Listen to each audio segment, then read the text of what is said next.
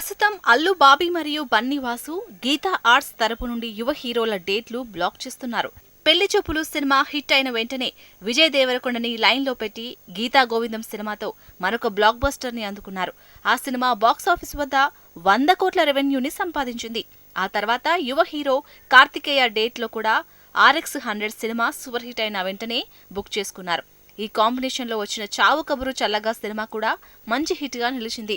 అయితే తాజా సమాచారం ప్రకారం ఇప్పుడు గీతా ఆర్ట్స్ మరొక యువ హీరో డేట్లు బ్లాక్ చేస్తోంది. ఆ హీరో మరెవరో కాదు, కిరణ్ అబ్బవరం.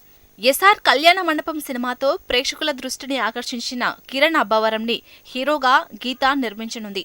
మరోవైపు అశోకవనంలో అర్జున కళ్యాణం సినిమా హిట్ అవ్వడంతో అల్లు అరవింద్ విశ్వక్సేన్ కోసం ఒక పార్టీ కూడా ఏర్పాటు చేశారు. త్వరలోనే విశ్వక్సేన్తో గీతా ఆర్ట్స్ వారు ఒక సినిమా సైన్ చేయించే అవకాశాలు ఎక్కువగానే కనిపిస్తున్నట్లు తెలుస్తోంది.